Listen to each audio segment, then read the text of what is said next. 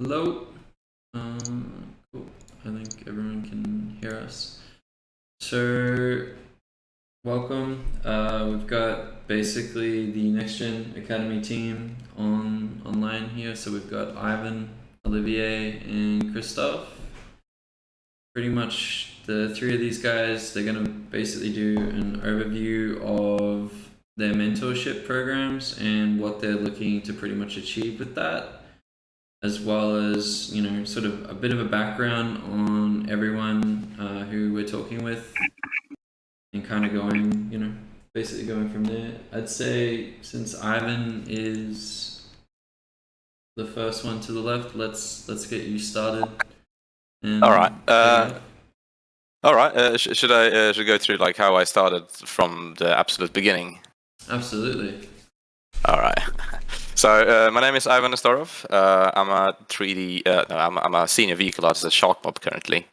I've been working with 3D since 2017, I believe. No. That's wrong. 2010. So I started out my 3D career by having a shit day in school, going onto the bus home, and I saw like a little advertisement for a school in a town next to my town about, do you want to work with future games, or like you want to be a part of the game industry? And I was like, yeah, that's pretty cool. So I applied to that school and got a couple of like 3D courses. It was nothing like crazy. It was just like, here is how you open Maya, here is how you close Maya, and here is how it crashes. Great stuff, but that sparked my interest quite a lot. So I continued to like do a lot of 3D on my own on the side at home. And after I graduated school, I just was unemployed for a while. Didn't really know what to do, but I felt like I told myself I want to do 3D, so I did a lot of 3D and focused a lot on that. And um, then I needed to get a job, my mom said, and otherwise she would kick me out. So I decided to apply to the Future Games School in Stockholm, in Sweden. And I just worked day and night doing my portfolio, learning how to do, more about arts and stuff like that. And that landed me an internship at Machine Games in Uppsala, where I worked from, I think, 2014 to 2018. So I worked on Wolfenstein, I worked on Doom, a lot of other, worked with a lot of great people and amazing projects. Learned a lot during my first year as an intern, because everybody in the studio was very senior. So it was directly like, oh, you're doing it wrong, man. This is how you do it. So it was a great experience. And then I moved away from Sweden to the UK and got a job at Rocksteady as like a 3D generalist kind of thing. So we did a little bit of everything, but my focus was vehicles. And worked there for 2.5 years, something like that, and then landed a job at Romero Games. Worked remotely, and then got another job at Sharkmob London. It's a fairly new open studio here in London, and I'm currently there. So that's my story. Sure. I'll let's obviously we go a long way back, and I think like you were picking me up when I was just getting started. I think you were at Machine at the time, so That's correct. I know, dude. It's been a journey. Most definitely. Yeah, it's been great. Like, you get to know you, like see you how you grow and how you went into like more doing your own business, which is quite impressive. So it's really cool. Yeah, pretty much. I think, well, really, Ivan is like the OG mentor of the group. We've got. I also, just so we're getting everyone a chance to sort of have a chat. I wanted to pass it over to Olivier if you want to just talk about sort of your background, your experience, and sort of how you got your way in, because you're part of a family of artists. You've got a couple people in the family doing professional art for a living. Oh yeah. Hey, so I'm Olivier Flom. I'm a weapons and hard surface artist at New World Interactive here in Canada. Um, so following kind of how Ivan went, a little bit about me. I went to college here in Ottawa a few years ago, for a concept art program. But after graduating it, I kind of steered away from concept art in 2D because, to be honest, it was pretty hard. But during that course, we had like a really, really small Maya class, which kind of taught us the basics about 3D. And after I graduated, I thought, hey, that was kind of a cool class, and 3D seems kind of cool. So I kind of um, stuck to it a little bit more and tried to learn. And pretty much, I just watched tutorials and kind of taught myself for about 2.5 years or 3 years or so to learn 3D. So just learn the workflows and pipelines and that kind of thing and softwares. And then after a bit of time, Bryce reached out to me and he offered me a uh, a role with his team on environment art at NextGen. So I worked with Bryce for quite a little while. I think for about 2 years or something, 2.5 years. Yeah, Um, yeah. yeah, Basically, I think like when you came in, it was probably around the time like when we really started kind of becoming like a proper team, and we had a couple yeah. guys in the studio, well, pretty much working remote. And yeah, like you basically came in, you were a beast, like from the start. I think you had some really good like environment work, and you had that full out gun that you did. I don't know, like I was Oh like, yeah, yeah, it was like the texture work was great. Um, yeah, and I don't know, we had a really good 2 years. I think we had I kind of call it like the 18. That was really yeah. yeah. So But yeah, with Bryce, we worked on a few unannounced games together. A couple of projects here and there. Um, and then after that, I worked on Pavlov VR a little bit as a weapons artist. And then starting last year, I started working at New World Interactive full time as a weapons artist. And yeah, that's me. all right. Last but not least, we have Christoph. Christoph, do you So, want hey to? there. Yeah, I'm 28 years old. I come from Germany, living in Munich, and I started back in 2013 as a technical product designer for a car manufacturer called Audi.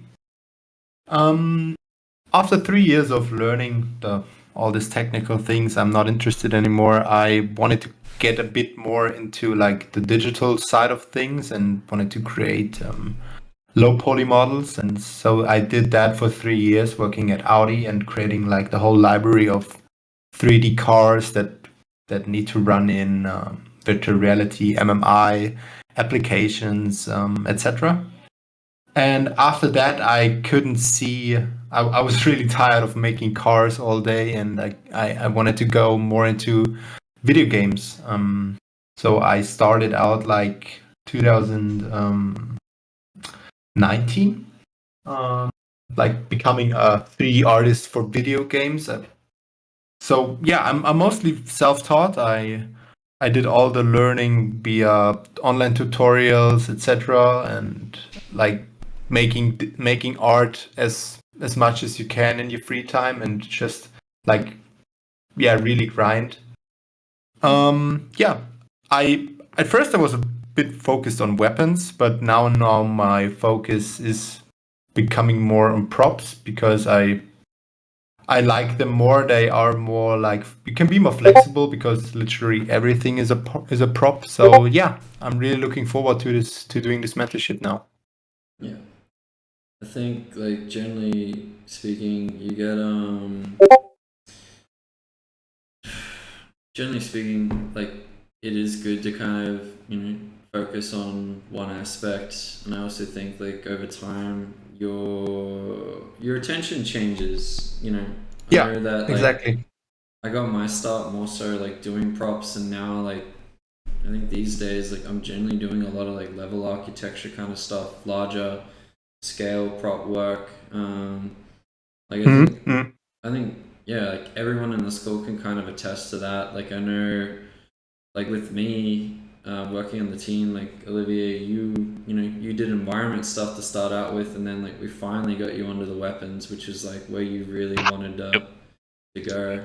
And then Ivan, I swear, like you were pretty much like a weapons guy for a good while. Oh yeah, I've pretty much done everything. I was doing mainly weapon at Machine Games on Wolfenstein 2, and then into Youngblood as well. But like my what I got what I tried to get hired as was an environment artist, but I realized I didn't like to do environments as much. So I became more of like a prop artist, and I did loads of props, and then I graduated later to like more complicated things, and then they shoved me on weapons, and I was like, oh cool, I can do weapons for this stuff. That's awesome. So and from there on, just like continue doing weapons and weapons and weapons. And then I wanted to do something else as well. So like just be a little bit of ADHD with my brain, just like I can't just focus on one thing for too long.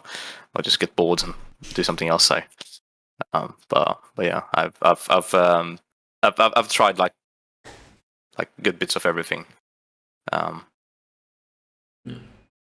I think like and that's generally the route that a lot of guys go when they kind of begin, and then like eventually we find the specialty, which I think for us that's kind of what we're doing with this, is that we're trying to define those specialties at the beginning. So basically giving artists kind of a foundational path that way that they're working towards.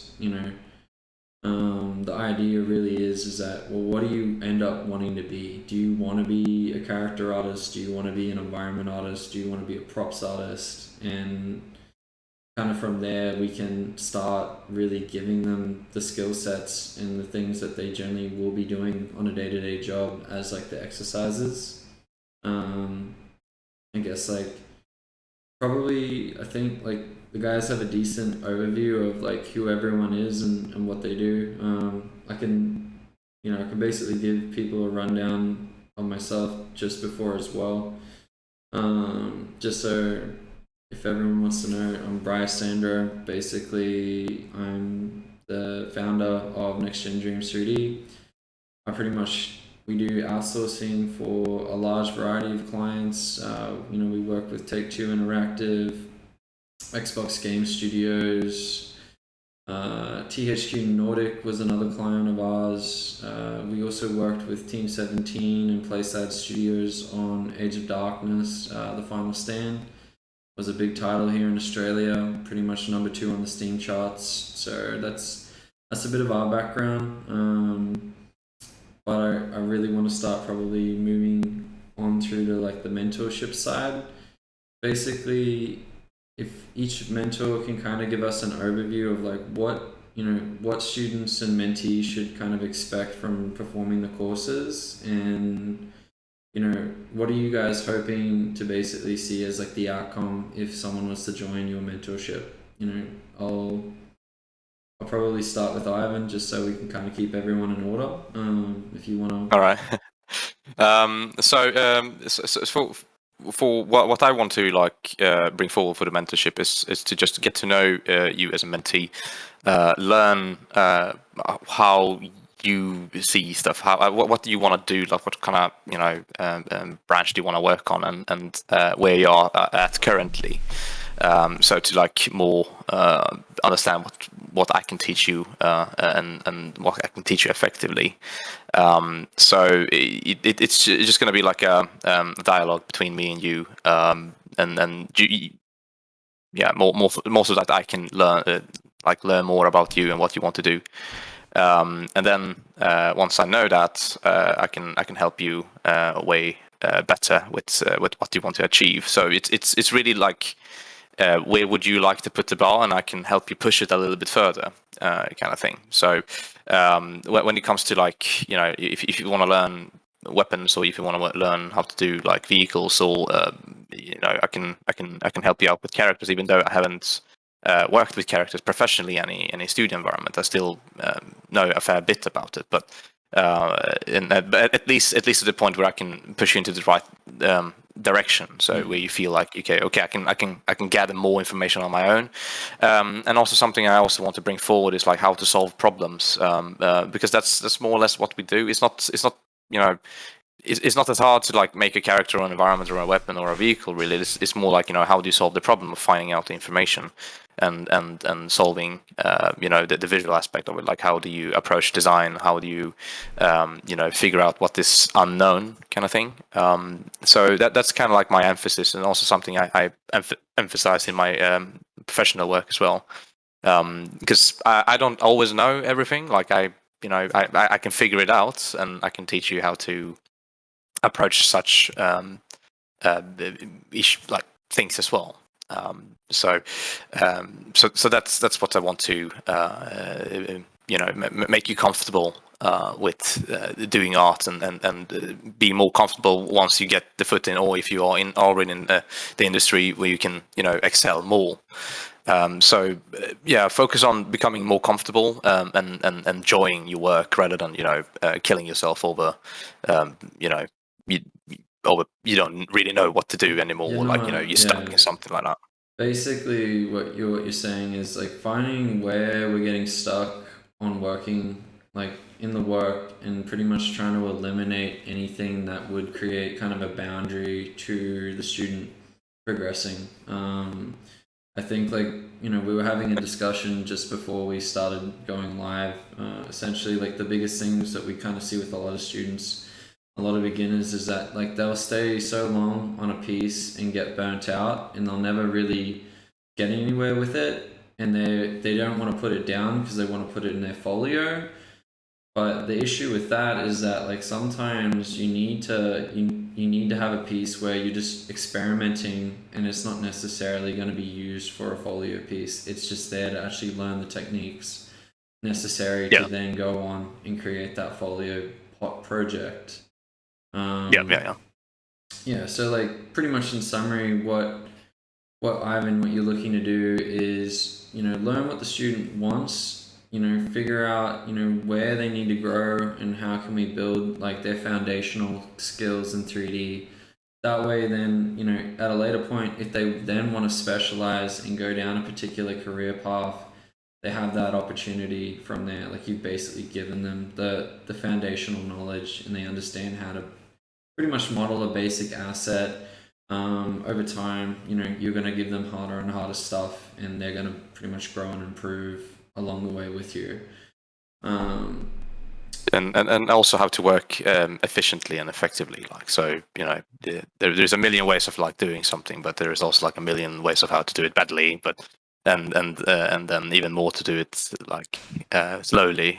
But what I will emphasize as well on is like break free from what holds you back, so you can just like what to do. It's I think like that's going to be really good for like probably people coming in and they're just wanting to kind of get that direction.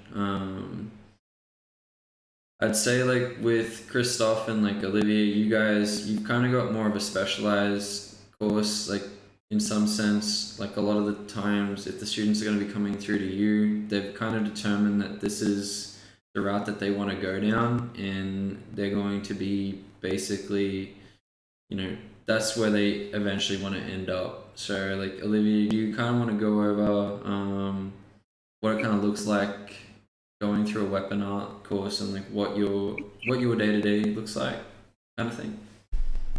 Yeah, absolutely. Like you said, my course is pretty much more specialized. So we'll be focusing on just weapon art, and to some degree, I guess, hard surface, because they kind of overlap here and there. And really, my course is going to be pretty flexible in terms of the skill level of the mentee.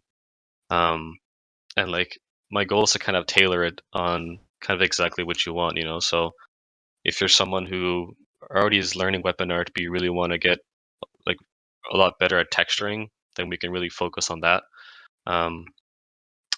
so when someone joins, I like to just kind of go over with them what they're looking to get out of it, and but even if they're a complete beginner and they just kind of know the basics of 3D, but they want to delve into weapon art, then we can absolutely just do a full, just kind of from start to finish, starting with like a block out and everything down to the final textures and rendering on weapons, and go over the workflows and everything involved in that kind of process. Yeah. And if that's the case, then along every step of the way, I'd be looking at giving feedback and tips on all the steps involved, and really focusing on just the techniques and the workflows that are really involved in, say, like AA or AAA games these days, weapons for those kind of games. Yeah. Yeah. So, like, in terms of workflow, like, are you looking to go more down the route? Like, I know we did a bit of CAD workflows for some of the stuff that we were doing. We're also doing a lot of just like traditional sub D mixed in with like ZBrush sculpts. Like, what? Yeah, just in terms of like workflows, like what kind of workflows are you looking to demo? Yes, I'm looking to keep it pretty basic and traditional, you could say, where we're going to look at just doing sub D and poly modeling. Just because, like, if you know that, then you can basically model anything else, really. Like, it's the most kind of basic way to do anything, as opposed to doing something that's really not niche, but like specialized, where if you do like CAD or ZBrush for weapons, that kind of thing. So it's going to be pretty typical in that regard, which is a good thing. And then like, UV unwrapping everything just done in Blender with modeling, low poly, everything, just keep it in Blender, and just do all the baking in Marmoset and texturing in Painter. So not too many softwares involved, just keeping it pretty simple. Yeah, just streamline. Like at the end of the day, a lot of the time, like it's more about like building being comfortable with the tools that you have. And I think like that's another reason with the mentorships, with every mentorship that we do, we are actually putting the softwares that you guys are using. That way we can make sure that the mentee is learning exactly like how you have, and you can pretty much give them as much guidance as possible on that side of things. So like you're basically teaching them the hard skills of the software, and you're also teaching them the soft skills in the sense of like techniques and ways of like basically getting the final result through these modeling packages. So how to actually think about breaking the model down into its simplest sort of aspects. I'd say just so we can kind of keep the ball rolling, let's kick it over to Christoph. Just if you want to sort of go through like what. Yeah, sure. So yeah, at first, I would, like all the other mentors, I would do the same, like to really understand what the person is looking for in this mentorship and what they really want to focus on. And also, I want to go with them through the whole props pipeline. So like from gathering reference images to blockouts, low poly, high poly, baking, texturing, and even presenting the images or the renderings in your portfolio, like the whole process of what a prop artist is doing on a day-to-day basis. And also sometimes when they already are working on props, maybe they are currently in the process of creating a prop when they are starting with the mentorship, like giving feedback, pushing them to the next level, or if they don't come, or if they have problems with some aspects of creating this specific prop, like pushing them even further if there are some missing feedbacks or if there are some things missing. So just to level up the whole artist. Yeah. So yeah, because like generally speaking, a lot of the time, I think like everyone kind of agrees, like most of the people get their toes wet when they do props. Like everyone kind of starts out with basic props and then works their way up to that. I know that there's also a lot of dedicated props artists that, you know, they're generally handling a lot of the hero assets or the more heavy duty kind of props in the scene, because I think, you know, you have small scale props that are used for set dressing, but you also have props that are used for more hero. Like, you know, you're gonna have a combination of baked techniques. You know, you might also showcase things like mid-poly modeling, etc. And, you know, when would you like to actually use those certain techniques? Like when and where you should be using them. Yeah, Yeah. exactly. Okay. I'm just going through our notes here. So probably just to kind of get an idea of, you know, what we're currently offering at the minute. Like our initial offerings, we're looking to pretty much offer a 1 month mentorship as well as like a subscription option. So with the 1 month mentorship, basically you'll get time with, you pretty much get 4 calls a month that are 1.5 hours in length. The idea is, you know, you'll pretty much sit through those calls, talk about like whatever your goals are, anything that you're sort of having issues with. That way, like the mentor can kind of identify like where exactly we need to work on, and then from there, you know, they might show you, demonstrate different techniques that they're using for production purposes, and from there you'll end up going off in your own time, working on the assets further, and, you know, pretty much posting screenshots and updates through Discord where we can get back to you and provide feedback. That's pretty much the gist of it in terms of like just the initial basic offering. We also have a premium option, which is pretty much 5 calls a month with an additional 2 30-minute check-in calls on top of that, just to make sure, like, you know, you're not having any trouble, and if there's anything that is really bothering you, you just get that extra level of kind of support. With the subscription-based option, it's more of a flexible system, so we've kind of got a very basic one where it's $200 a month. You basically get 1 call a month with the mentor, and it's kind of a pay-as-you-go kind of service. So if you know, low committal, you basically just do your 1 call, keep us updated with progress, and, you know, we go from there. We also have a premium subscription, which is $600 a month. Basically, you'll get 3 1.5 hour calls, and, you know, it just gives us a bit more hands-on. We're very much looking to get feedback on this as well. We want to know what you guys are kind of wanting to get out of the mentorship.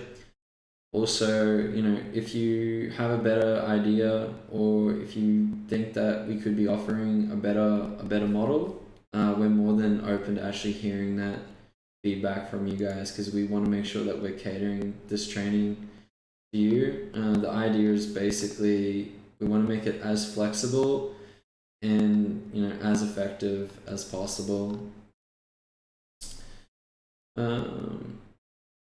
Just going through just to see, we don't really have any questions like at the minute. We've got a couple more viewers, but yeah, I'm just basically pulling up some work samples from you guys to pretty much show everyone, you know, some of the work that you've done, what, you know, they should expect, and the quality that you guys kind of bring to the table. Because, you know, like the whole idea of this is basically to bring AAA mentors, or mentors that are working sort of in the industry at large, and putting them in front of students who wouldn't necessarily get access to these artists, and they can pretty much ask them any questions that they want. In terms of Next Gen's involvement here, what we're really looking to do is work with the mentors and find out who do they think is pretty much looking like they're getting ready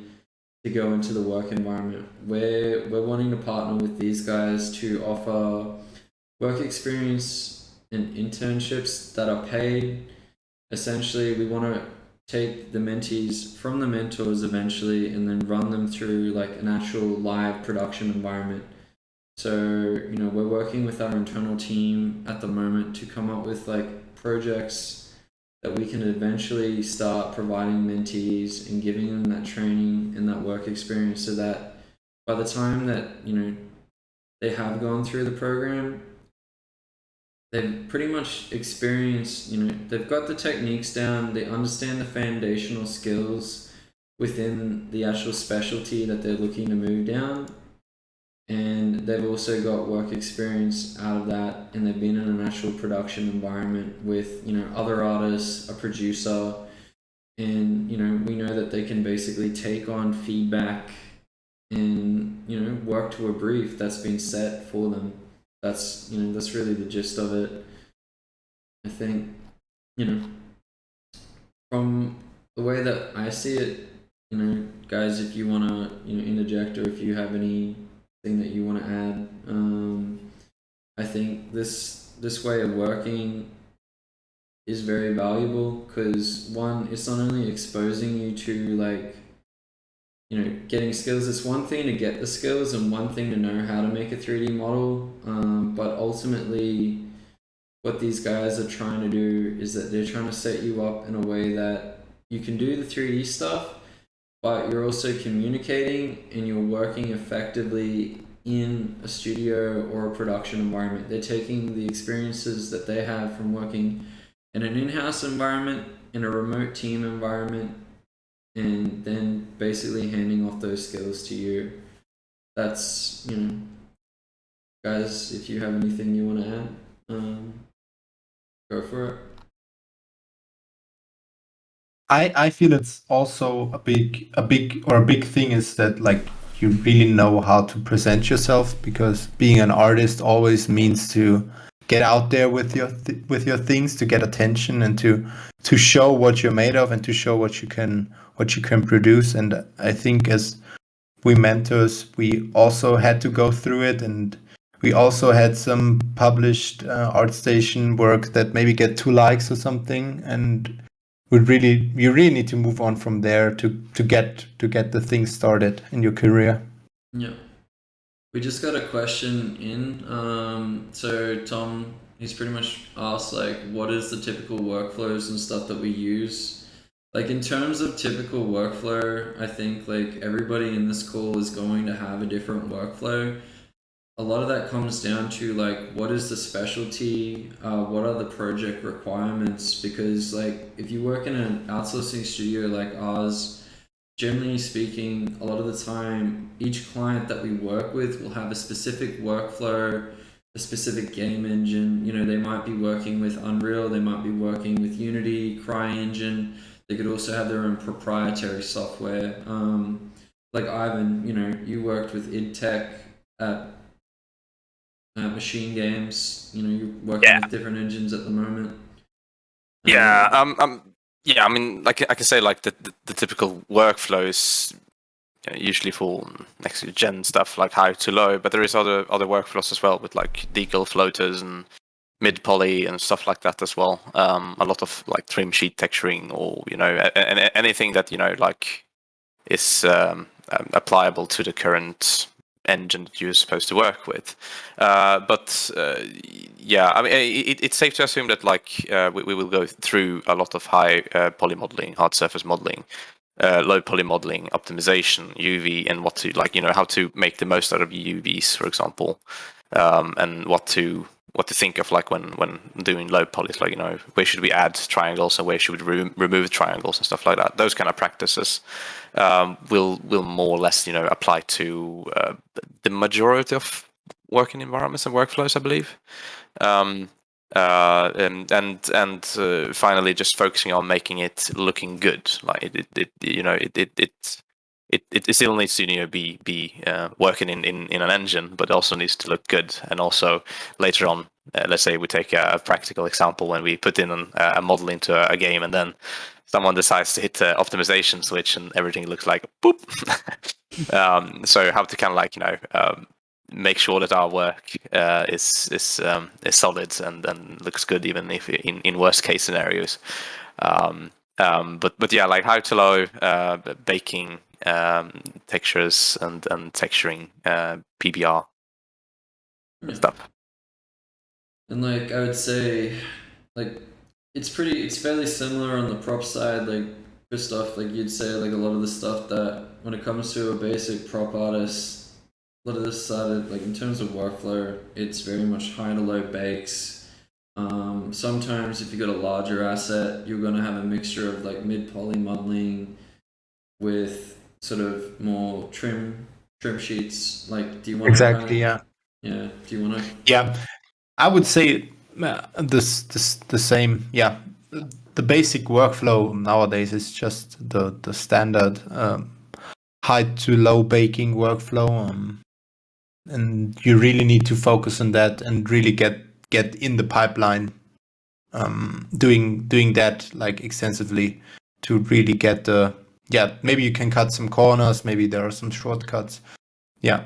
So definitely it's the basic high to low workflow. Yeah. It's just to extract source textures. Yeah. Exactly. So we can texture it. Olivier, like I'd say probably in terms of workflows, like weapons would be probably one of the more diverse ones because like you with the stuff that you do, you're employing so many different types of workflows to get the results that you want, and I think that kind of comes down to some of the shapes and forms that you're working with. Like do you want to kind of elaborate on some of the stuff that you see with how you work? Yeah, it's kind of case by case depending on what I'm making. Like I was saying before, like some people use like CAD or ZBrush for like weapons. But in my course, like I was saying, I'd like to just kind of keep it simple, just show the traditional side, which is just like sub D and poly modeling and high to low baking. Because if you can do that, then you can make props. You could make props later on or characters if you ever want to change, or you can kind of do anything. So yeah, like in terms of my workflow with the course, like pretty much we'll be focusing on just blocking out a blender, getting the scale and proportions right, and then doing the high poly from that, of just subdivision modeling, and then the low poly from that, and like focusing on typical kind of triangle counts and figuring out where we can add or remove triangles, and really focusing on like a first person perspective, so like more dense in the front and less dense where you're not looking, obviously. And doing all the unwrapping everything in Blender and baking in Marmoset, because Marmoset's kind of, at least what I believe is the kind of the industry standard of baking right now, because it's just so powerful at this point. Yeah, I think like everyone in this school pretty much uses Marmoset. I think that's like Yeah. I think we're all agreed on that. Like I think Ivan, you're planning with yours. You actually want to start teaching people how to texture in Marmoset, like completely. So that's one thing in terms of. I think every course or every mentor that you are going to run through, they are going to have like their own workflows and stuff that they will be teaching you. Just bear that in mind. But for the most part, I do think that a lot of the stuff that you will learn through each mentor in the collective here is pretty similar. Like we all use a lot of the same software. I think like everybody here uses Blender. Like everyone, well, as far as I know, you're a Blender boy. Olivier, Christoph, you use Blender, right? Yep. And yeah. Ivan's also a Blender boy. Yeah. Blender is my boy. It's been making donuts. We've all been making donuts. That's basically the gist of it. Also, sorry, I also want to mention, like, even though, like, I'm going to be texturing in Marmoset, it's not. I'm still going to go through like texturing fundamentals. It will still apply to other texturing software such as like Painter or Mixer or whatever you want to use. Really, it's just like the understanding of what makes a good texture pop and how to approach it, how to think about it, and stuff like that. So yeah, because like I think the one thing that we're like we're really trying to get across just in terms of what we're teaching is that I think a lot of people get wrong, and this is what a lot of schools get wrong, is they teach you the hard skills, like they'll teach you the software, but ultimately they are not teaching you the techniques, how to be an artist, how to actually go in and actually apply, like, what looks good, how do I do great storytelling through a texture, how do I understand the materials that I'm working with, am I actually, is this metal PBR accurate, and am I modeling correctly? There's a lot of things that schools can teach you, but there's also a lot of things that they won't be able to teach you that you're going to need to spend the time to actually learn, as well as get help from others to improve. It's something that's developed. It's not something that you would just. It's not as easy as like doing 1, 2, 3, but going through a mentorship or having someone that can point those little things out to you, it's going to make a big difference in terms of just the quality of work that you're able to output. And I think, yeah, like, I don't know, like, is there anything else that you generally see like a lot of beginners kind of doing that are big kind of mistakes or big no-nos? Something that I did quite a lot when I started is like I focused too much on small details, and I just lose all my time on making that detail, and then I completely forget about like the whole thing, and then I zoom out from the model and be like, what the hell did I do?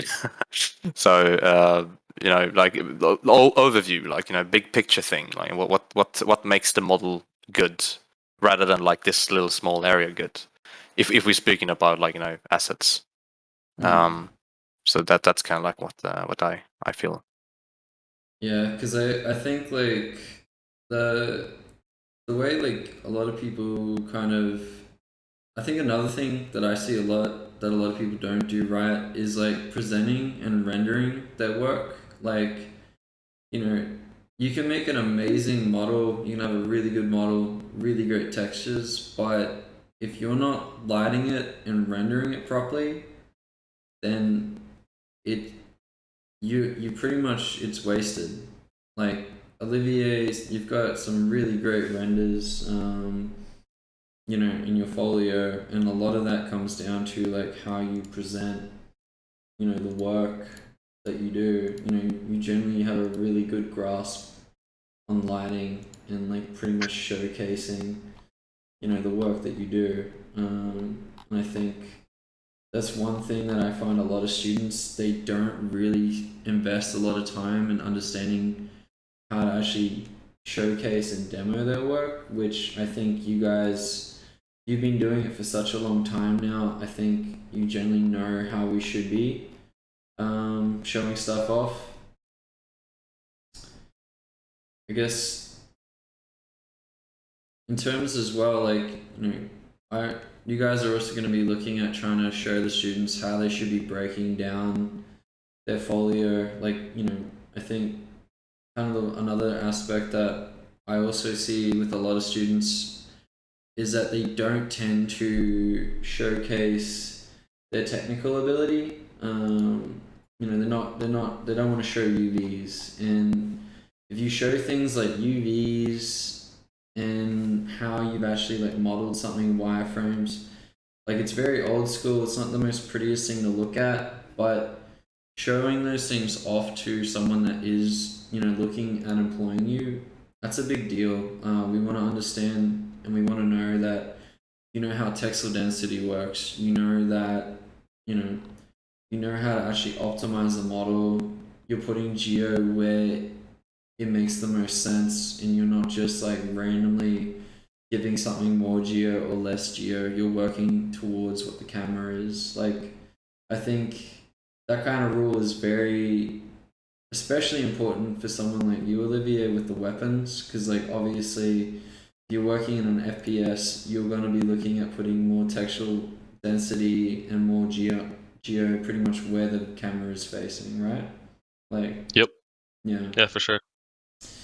Yeah, that's something that I really didn't kind of know when I started, and it's something I really had to kind of learn and tailor my work to. Um, and like you were saying before, like other kind of traps or mistakes beginners make. I think that I had a really struggled with for a long time was like just really the fundamentals of like getting a really nice and proper high poly model and like unwrapping it properly. Because I always had issues with baking and things not looking right, and that was a really big issue when I started. Because I just really wanted to focus on textures, you know, because that's the fun part, right? So I just really don't want to just rush get in there, and I feel that can definitely be a big problem for beginners. So I'm hoping to just, you know, really teach the solid fundamentals so you can get to that point and have minimal mistakes and errors from a technical side. Yeah. I'd say, like, you know, looking currently as like we're kind of going through this, there doesn't seem to be too much more questions, so I'm probably going to look at closing this one out. Just basically before we kind of go, pretty much we've added the links in the description, so you should have a link in the description of this stream to our Gumroad, that basically shows you the mentorships that we are offering currently at the moment. Additionally, we also have a survey that if you guys wouldn't mind filling that out, it pretty much gives us an idea of like what you guys are wanting, whether you feel like you're getting value for money from, you know, what we're currently offering and what's available to you. Also, if you have any ideas of future mentorships or future people that you would like to learn from, we're really wanting to hear